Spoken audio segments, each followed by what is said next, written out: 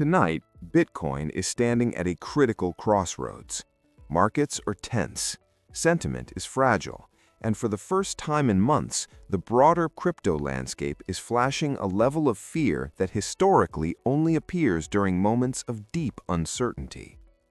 Bitcoin is trading under pressure again. After several weeks of choppy, directionless price action, sellers have stepped back in with conviction. Volatility is building beneath the surface, and the data now tells a clear story. The market is defensive. Let's break down exactly what's happening, what's driving the weakness, and what could come next. Over the past 24 hours, Bitcoin has declined by approximately 4.7%, falling toward the $63,000 region. While that move may not seem dramatic in isolation, the context matters. This drop is happening while sentiment indicators are collapsing and structural technical patterns are tightening toward a decisive resolution. One of the most important signals right now comes from the widely followed Crypto Fear and Greed Index. The index has plunged to a reading of 5. That places sentiment deep inside what is categorized as extreme fear. Readings this low are rare.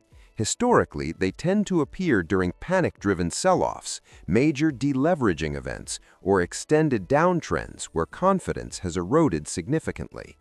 When sentiment reaches these extremes, it tells us something important. Retail participants are pulling back. Risk appetite shrinks. Traders hesitate. Liquidity thins. But sentiment alone doesn't move markets. It reflects behavior. And the behavior we're seeing confirms the stress. Derivatives markets are resetting. Open interest across major futures exchanges has declined. That signals that leveraged positions are being closed. In simple terms, traders who previously bet aggressively on upside continuation are now stepping aside or being forced out. When leverage leaves the system, it removes fuel for rapid upward moves. It also reduces the likelihood of short-term explosive rallies. Funding rates have cooled as well. That tells us fewer traders are willing to pay a premium to hold long positions. The speculative appetite has weakened. At the same time, on-chain data shows increased large wallet transfers. These so-called whale movements do not automatically mean selling. However, historically, elevated large wallet activity during fragile market conditions often signals repositioning. Institutions and large holders tend to adjust exposure ahead of volatility expansions. Adding to the cautious tone, retail behavior is shifting. Search trends related to Bitcoin's decline have increased, suggesting anxiety is spreading beyond professional traders. When search activity rises during downturns, it often reflects new participants reacting emotionally rather than strategically. Meanwhile, macroeconomic uncertainty is contributing to the pressure. Recent policy discussions surrounding new global tariff measures have injected additional uncertainty into risk markets. Traditional equities have shown weakness, and crypto is not immune to macro-driven flows. When global liquidity expectations tighten or uncertainty increases, speculative assets typically feel the impact. There are also resurfacing conversations around long-term technological risks, including discussions about quantum computing and theoretical implications for cryptographic systems. It's important to be clear, these concerns remain speculative and long-term in nature. There is no immediate operational threat to Bitcoin's cryptography. However, during fragile sentiment phases, even theoretical narratives can amplify fear.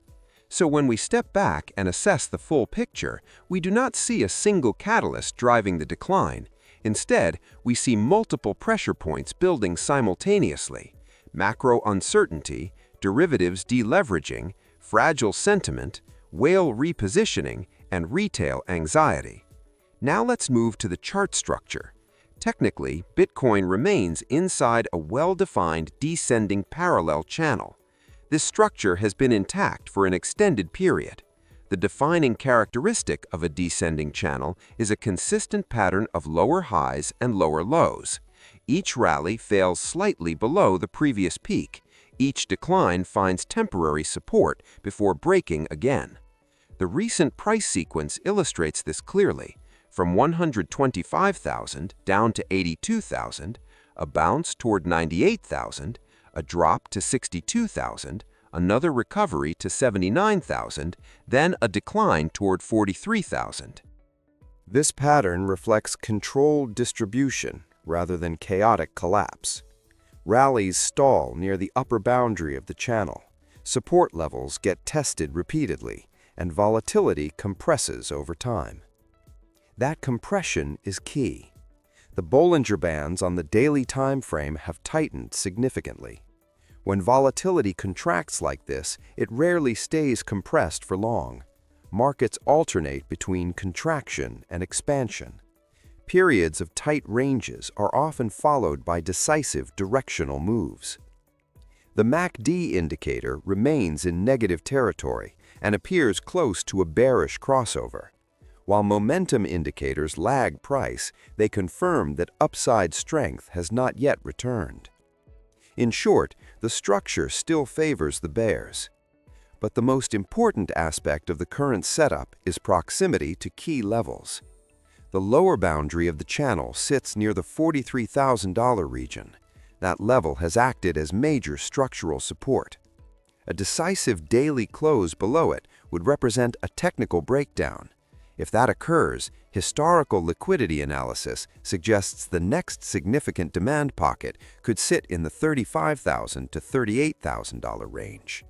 On the upside, the upper channel boundary is near $70,000.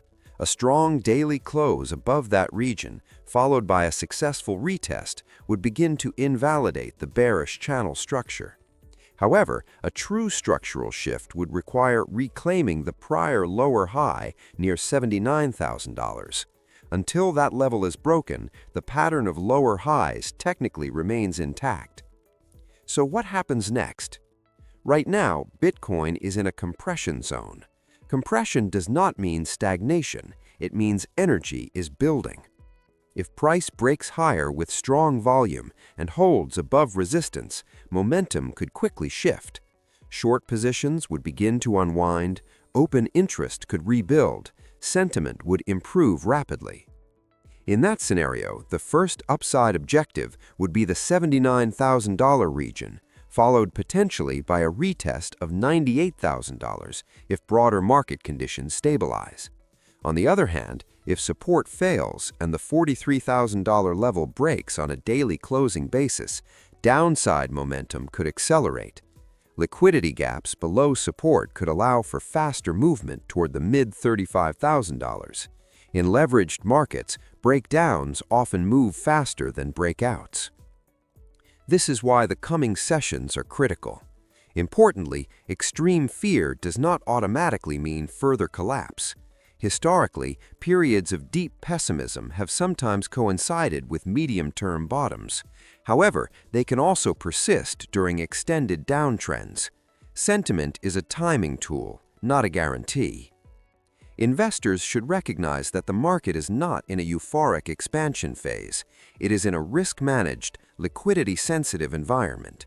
Capital preservation becomes as important as capital growth.